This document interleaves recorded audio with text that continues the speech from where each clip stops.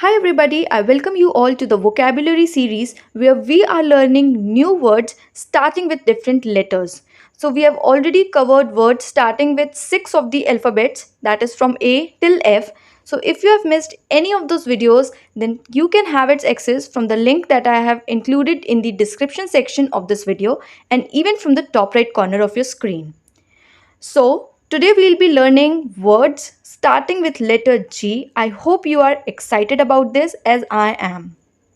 And I have a request that if you are new to the channel, please hit the subscribe button and don't forget to press the bell icon to get notified about my latest and upcoming videos. So, let's dive into the video and start with the first word for today that starts with letter G, and that is galvanize. Galvanize is a verb and it means to stimulate, activate or excite. ये तीनों words का मतलब हमें पता है, किसी चीज़ को एक्साइट कर देना, एक्टिवेट कर देना और स्टिमुलेट कर देना is referred as galvanize. Now, in simple language, if we understand this, तो इसको एक एग्जाम्पल से समझते हैं. The idea of book publishing on mental health and parenting galvanized her. इसका मतलब हुआ कि suppose there is a woman who is interested in these concepts of mental health and parenting. Now, she never thought of publishing a book on these concepts as she has, a wide area or wide knowledge about these concepts. And I tell her that we can publish a book on this. Now, just because it's related to her, she gets so much excited, she keeps thinking about it, and that is where the word galvanize comes. So this is the feeling of excitement, और you can say activate जब हो जाता है इंसान, बहुत charge up हो जाता है किसी चीज़ से, किसी चीज़ को देख के या सुन के, that is referred as galvanize. I hope you understand this. Moving on to the next word. तो अगर आपको कोई एग्जाम्पल के साथ भी वर्ड नहीं समझ आता है तो please feel free to comment down and I will be happy to answer them. Moving on to the second word for today, that is gamut. Gamut is a noun which means a range, a scope और extent. मतलब हिंदी में बात करूँ तो किसी चीज़ की सीमा, है ना, कुछ एक्सटेंट, स्कोप, अगर ये चीज़ कितना बढ़ सकता है, दैट इज स्कोप. तो gamut is referred as a किसी चीज़ की लिमिट, किसी चीज़ का एक्सटेंट, किसी चीज़ की वेराइटी या ranges is referred as gamut. Let's see the example to understand it better. Tech-led innovations open a gamut of, skill development opportunities in Karnataka. So there was a magazine called Digital Learning Magazine, and the interview और article उसमें क्या print हुआ था, and that contained this, comprised of this line. और यहाँ पे ये word gamut use हुआ था. तो gamut का यहाँ पे मतलब हुआ टेक लेड इनोवेशंस जो हो रहे हैं, they are opening a range of variety of skill development opportunities in Karnataka. Okay, so this is what gamut means here. Moving on to the next word is garner. Garner is a verb which means it is a doing word and it means to acquire, to collect और accumulate. ठीक है, किसी चीज़ को एकत्रित करना is garner. Let's see the example. Tourism Department to start road shows from May 9 to garner biz for Rajasthan Domestic Travel Mart in July. So Rajasthan Domestic Travel Mart, that is refers as RDTM, ये हर साल होता है, पिछले साल भी हुआ था और इस साल भी जुलाई में होना है. तो May 9 से tourism department has decided to start road shows to garner. इसका मतलब गार्नर मीन्स एक्वायर करना बिजनेसेस को फॉर दिस पर्टिकुलर मार्ट. ठीक है, टू कलेक्ट और एक्यूमुलेट करना बिजनेसेस को जो उस मार्ट में पार्टिसिपेट करेंगे. So this was the line published in article which was published in Times of India. तो वहाँ से ये लाइन ली मैंने और वहाँ पे ये वर्ड गार्नर यूज़ किया गया था. So I hope this makes it easy to understand. Moving on to the fourth word for today, that is garnish. Garnish is a very common word जो हम मोस्टली जो डिशेस बनाते हैं, recipes बनाते हैं, कुकिंग वीडियोस देखते हैं, उसमें ये यूज़ होता है. It is a noun as well as a verb which means adornment, to decorate और टू अडॉर्न. ठीक है, किसी चीज़ को हम डेकोरेट करते हैं, सजाते हैं, तो that is referred as garnish, right. तो ये मैंने जैसे कि बताया, it's used mostly in cooking.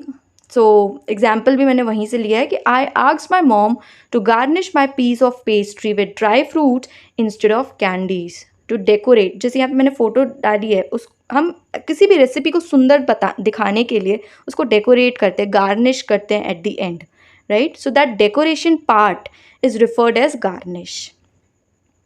Moving on to the fifth word for today, that is gauche. Gauche is an adjective. It means awkward, clumsy, lacking social experience or grace. ठीक है. तो this word particularly implies the effect of shyness or inexperience. जैसे हमें किसी चीज़ का experience नहीं होता है, कोई चीज़ हमारे लिए बहुत नई होती है, हमने कभी देखी नहीं होती है, तो it creates a sense of shyness और ऑकवर्डनेस इनसाइड अस, है ना. That feeling is referred as gauche, और that quality is referred as gauche. Let's see the example. The kid they adopted is bit shy and gauche with regard to attending parties. ठीक है. Now एक बच्चा जो adopt किया है हमने, ठीक है, सो वो कभी कोई बड़ी बड़ी फॉर्मल पार्टीज़ में नहीं गया, और उसको आप अचानक से आप कोई पार्टी में लेके जाओगे तो he will feel bit of he will be shy talking to people or enjoying there. So that particular characteristic or quality is referred as gauche. Moving on to the next word, that is genre. Genre is a noun and it is a very common word. हम mostly इसको books में देखते हैं, films में इसको refer करते हैं, right, use करते हैं. So it basically means a literary, which means literature, या artistic type or style. तो genre का मतलब हुआ किसी चीज़ का टाइप या स्टाइल. तो किसी चीज़ को अगर मैं डिफाइन करूँ तो it can be your literature, it can be your film, it can be your books और नॉवेल्स, या it can be music, it can be dance. तो हर किसी का एक स्टाइल होता है आर्ट का, है ना, और टाइप होता है. दैट अलग अलग जो टाइप्स होते हैं उसको हम जॉनर बोलते हैं. तो let's see the example. Taapsee Pannu on thriller genre getting popularity in the digital medium. तो डिजिटल मीडियम जो आपके Z5 हो गया या फिर नेटफ्लिक्स वगैरह हो गया, तो OTT प्लेटफॉर्म्स हो गए, तो उसमें जो थ्रिलर जॉनर होता है फिल्म्स का, सीरीज़ का, थ्रिलर वो आर्टिस्टिक वो टाइप होता है या वो जॉनर होता है मूवीज़ का जिसमें क्राइम सीन्स इन्वॉल्व होते हैं, है ना, थोड़ा सस्पेंस होता है. सो दैट इज़ थ्रिलर. इसी तरीके से काफ़ी सारे और भी जॉनर होते हैं फिल्म्स के. It can be romance, it can be horror. तो इस तरीके से काफ़ी सारे होते हैं. And similar is with novels, fiction, non fiction, इस तरीके से काफ़ी सारे ऑटोबायोग्राफीज़, ये सब जॉनर हो जाती हैं, और सबका अपनी मनपसंद होती है ना. किसी को कोई सा जॉनर पसंद होता है, किसी को कोई सा. So this is what genre means. Moving on to the next word, that is घासली. घासली is an adjective and it means death like, hideous, extremely unpleasant और bad. सिंपल भाषा में बोलूँ तो it means terrible, है ना, कोई चीज़ बहुत ही भयानक, या कोई मतलब unpleasant सा experience, that is referred as ghastly. Okay. The movie example, the movie we saw yesterday was a ghastly reflection of today's hate culture. Hate culture includes जो cyberbullying and all. ठीक है. तो घासली का यहाँ पे मतलब वो very terrible reflection of today's hate culture. Now I hope you are getting all these words and enjoying it. So moving on to the next word, that is gibberish. Gibberish is a noun. It means unintelligible or meaningless speech. तो to understand it more simply, gibberish involves or it means words which have no literal meaning and are impossible to understand. समझ में नहीं आ रहा है, बड़बड़ करना या आलतू फालतू कुछ भी बोलना उल्टा सीधा, ठीक है, जिसका कोई भी मीनिंग नहीं है, सामने वाला समझ ही नहीं पा रहा है कि आप बोलना क्या चाह रहे हो. So that is referred as gibberish. Let's see the example और अच्छे से समझ में आएगा. My roommate was talking gibberish in her sleep. तो जब हम नींद में होते हैं तो हम कुछ भी बड़बड़ कर रहे होते हैं इन आर ड्रीम्स, है ना, और वो सामने वाले को समझ में भी नहीं आ रहे होते कि भाई क्या चल रहा है. So that is referred as gibberish. I hope you get this. Moving on to the ninth word for today, and that is government. Government is a noun. ये हमने word power के टाइम भी पढ़ा था ये word. I hope you remember. And if not, then let's revise it. It is a person who eats greedily. ये पहले थोड़ा negative, connotation में negative tone में use हुआ करता था government. But now it is used for person who loves eating. who loves eating good food and they eat a lot, है ना. तो that person is referred as government. Let's see the example. She is a kind of government who swallows food without even pausing to taste it. But खाना मिल गया है, खाए जा रहे हैं, मतलब पॉज भी नहीं ले रहे हैं टू टेस्ट इट कि भाई वो उसका टेस्ट कैसा है. तो इस तरीके से वो पर्सन को हम डिस्क्राइब करते हैं. And I have taken this example from मेरियम Webster. Okay, so I hope you get this word government. Okay, इसमें हम काफ़ी सारे लोग अपने आप में ये वर्ड यूज़ कर सकते हैं because who does not love eating, right. या, moving forward. So 10th word for today is granary. Granary is a noun and it means a storehouse for grains. Very simple word. It is basically a warehouse or a room where grains, your pulses, your wheat, everything, grains are stored. ठीक है. Let's see the example. Rats are a serious threat to the granary, right? Rats क्या, पूरी rodents की जो family है वो पूरी threat है to the granary because they spoil and eat away the grains. Moving forward. 11th word for today is grandiose. Grandiose is an adjective और जब हम ये word पढ़ते हैं और इसका जो prefix है that is grand, और grand का मतलब हम क्या समझते हैं, something very extremely extravagant, large, है ना. तो इसकी मीनिंग भी देखो कैसी है, ग्रैंड और इम्पोजिंग, बिगर और more complicated then necessary. Simple भाषा में बोलो, जब हम किसी चीज़ को कुछ ज़्यादा ही कॉम्प्लेक्स बना देते हैं, बड़ा बना देते हैं और दिखावटी टाइप में दिखाने की कोशिश करते हैं, है ना, अनरियलिस्टिक प्लान्स बना लेते हैं, that is referred as grandiose. ठीक है, and it is a negative connotation. It is used as a negative connotation. For example, court rejects Meghalaya's grandiose plan to tackle illegal coal mining, and this was an article published in NDTV. तो इसमें क्या हुआ था, मेघालय में court ने reject कर दिया illegal coal mining का प्लान. ठीक है, उसको टैकल करने के लिए प्लान बनाया और उसको ग्रैंडियोस बोल के और रिजेक्ट कर दिया. Why? Because they were using so many labourers, है ना, बहुत सारे एम्प्लॉयज़ को लेके आ रहे थे. एंड कोर्ट सेट कि भाई इतने लोगों की ज़रूरत नहीं है, इतने में भी हो जाएगा. तो जब हम ज़्यादा कुछ कॉम्प्लेक्सिटी और ज़्यादा बड़ा कोई चीज़ करने लग जाते हैं than necessary, that is referred as grandiose. Okay, moving forward. Gratify. Gratify is a verb which means to please और टू सेटिस्फाई, है ना. तो ये थोड़ा राइमिंग भी है, ग्रेटिफाई, सेटिस्फाई, तो थोड़ा रिमेंबर करने में आसान हो सकता है. ओके, तो मीनिंग तो समझ में आ रहा है, किसी चीज़ का सेटिस्फैक्शन, है ना, pleasure, that is referred as gratify. Let's see the example. Each day I feel gratified for the person I am becoming. Very positive line I have chosen today for this word and I hope you get this. इसमें कोई समझाने वाली बात नहीं है. Okay, and you should feel gratified for the person you are becoming, and you should have some satisfaction about that. Okay, moving on to the 13th word for today, and that is gratuity. Gratuity is a noun. जो finance वाले बच्चे हैं, finance के students हैं और ये सब पढ़ते रहते हैं तो वो समझ रहे होंगे कि gratuity का मतलब क्या है. But let's understand, it's a gift, usually in terms of money, separate from and additional to payment made for a service. For example, I'm working somewhere, है ना, and I am working for a company और वो मुझे salary दे रहे हैं, but I am been working for so long, 5 years 10 years तक मैंने उस कंपनी में काम किया. जब मैं छोड़ती हूँ तो वो सैलरी वगैरह तो दिए, उसके ऊपर भी कुछ अमाउंट उन्होंने मुझे दिया for my long term service and commitment to the company, है ना. तो that additional amount that they gave me will be termed as gratuity.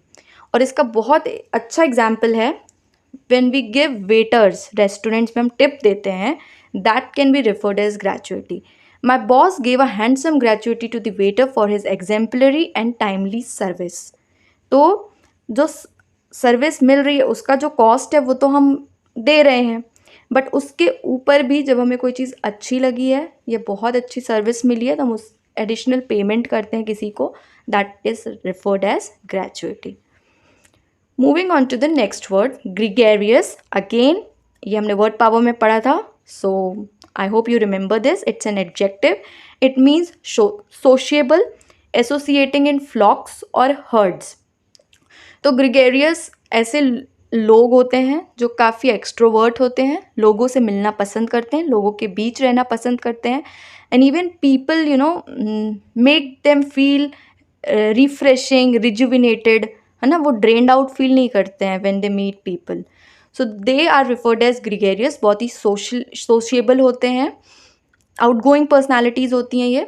So this word is referred as this quality of being so social is referred as gregarious.